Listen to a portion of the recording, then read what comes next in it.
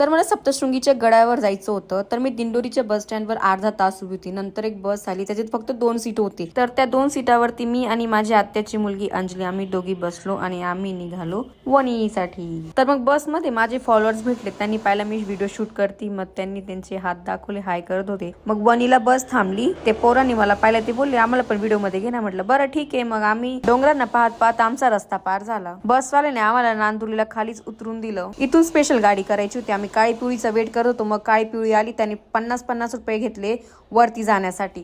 मग आम्ही त्या काळी पिवळीत बसलो आणि निघालो वरतीसाठी. मला काळी पिवळीत बसायला बिलकुल आवडत नाही, खूप चिंबून बसवता हा. मित्रांनो, वरती जाताना इतका भारी नजारा दिसतो डोंगरांचा. रायडर्स पण जात होते, मी त्यांना बघितलं. फायनली आम्ही पोहोचलो गडावरती. आज आम्ही ठरवलं होतं की पायी पायी जाणार आहे. मागच्या वेळेस आम्ही रोपवेने गेलो होतो. अनुभव घ्यायचा होता पायी पायी जाताना, किती जिरती आमची. आम्ही नारळ आणि फुलं घेतले 50 रुपयाचे. मग आम्ही गेट पाशी पोहोचलो. मग वरती जात होतो. सिस्टरला म्हटलं व्हिडिओ काढ ना. मग पायऱ्यांचे पाय पडलं. म्हटलं चला आता सुरुवात करू वरती जाण्यासाठी.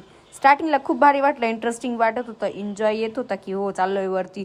पण त्याच्यानंतर अर्धा रस्ता संपला ना, पायऱ्या संपत नव्हत्या. आम्ही थकलो पण पायऱ्या संपल्या नाही. आणि पायी पायी जाण्याचं फक्त एकच रिझन होतं की मला व्हिडिओ काढायचं होतं. आलोच होतो ऑलमोस्ट वरती. मग आम्ही वरती पोहोचलो. अरे बापरे, खूप गर्दी होती. आईच्या दर्शन घेण्यासाठी पाऊल ठेवण्याची पण जागा नव्हती. गर्दीत ढकलाढकली पण खूप होत होती. आणि शेवटी आम्ही आईजवळ पोहोचलो. आईचे दर्शन घेतले. त्याने टिगा लावलं, ते 1 सेकंड पण कोणाला थांबू देत नाही, लगेच ढकलून देत आहे. काय करणार, त्यांची पण चूक नाहीये, खूप गर्दी पण आहे. झालं, एकदाच दर्शन घेऊन टाकलं आम्ही. तर वरतून इतकं भारी वाटतं खाली बघायला. खाली जाताना काहीच वाटत नाही, इतकं आरामशीर पोहोचलो खाली.